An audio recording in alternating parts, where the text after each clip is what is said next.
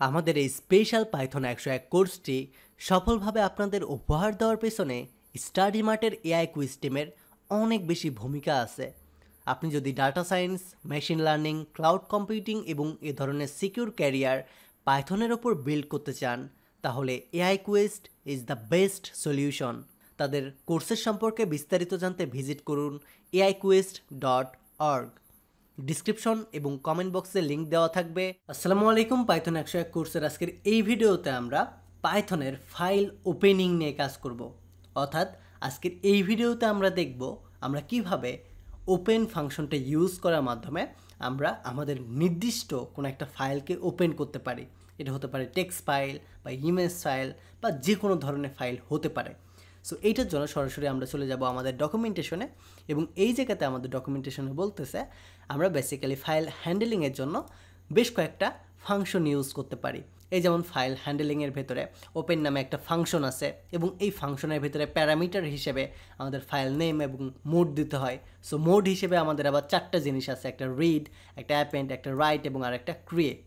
So এই চারটা method কীভাবে ব্যবহার করতে হয় এই জিনিসগুলো আমরা পর্যায়ক্রমে জানবো, বাট আজকের এই ভিডিওতে আমরা জানবো কীভাবে আমরা একটা ফাইলকে ক্রিয়েট করে সেই ফাইলটা আমরা ওপেন করতে পারি।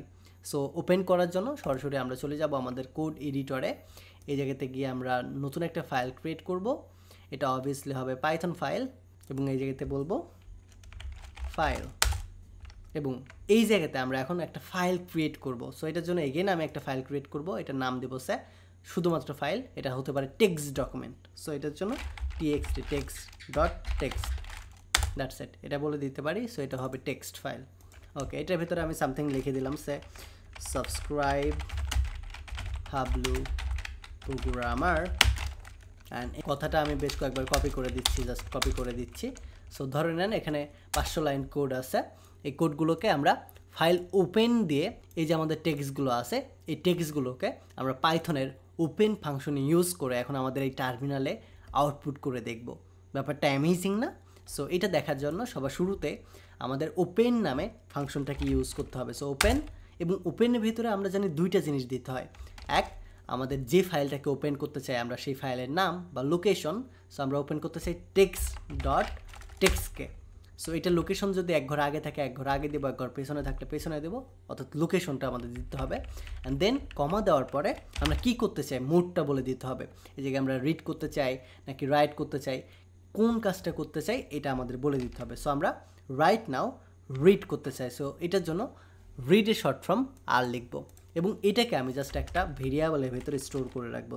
তো ভেরিয়েবলের নামটা দিচ্ছি আমি রিড টেক্সট, এবং এইটার পরে আমাদের এই টেক্সটটাকে রিড করার জন্য আমাদের আরও একটা ফাংশনকে কল করতে হবে। সো রিড টেক্সট ডট আমরা এখন কি করতে চাই, রিড করতে চাই। সো এটার জন্য রিড নামে যে ফাংশনটা আছে এটাকে কল করে দিতে হবে। That's it. এখন যদি আমি এটাকে প্রিন্ট করি এবং এটাকে রান করি, তাহলে দেখতে পাবেন আমাদের আউটপুট করবে সাবস্ক্রাইব হাবলু প্রোগ্রামার, এটা 5 বার।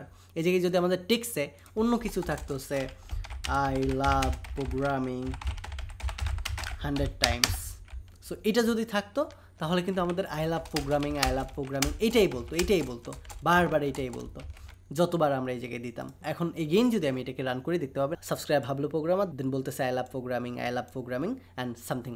এবং এই ধরনের যত টেক্সট আমরা এই জায়গায় লিখবো সব কিছু আমাদের এই ফাইলের ভেতরে ওপেন করে আমাদের রিড করে দেখাবে এই ফাংশনটা, এবং এই ফাংশনটা ইউজ করার মাধ্যমে। সো আমাদের আজকের এই ভিডিওটা এই পর্যন্তই থাকবে। এর পরের ভিডিওতে আমরা দেখব কীভাবে আমাদের ফাইল রাইট করতে পারি এবং ডিলিট করতে পারি। যেহেতু আমরা অলরেডি এই ভিডিওতে রিড ফাইল নিয়ে কথা বলেছি, সো পরের ভিডিওতে আর রিড ফাইল নিয়ে কথা বলবো না, আমরা সরাসরি রাইট আর ক্রিয়েট ফাইলে যাব। তো এই ভিডিওটা এই পর্যন্তই থাকবে। এই ভিডিও সম্পর্কে আপনার কোনো সাজেশন থাকলে অবশ্যই জানাতে ভুলবেন না। ধন্যবাদ, টেক এ রিস্ক।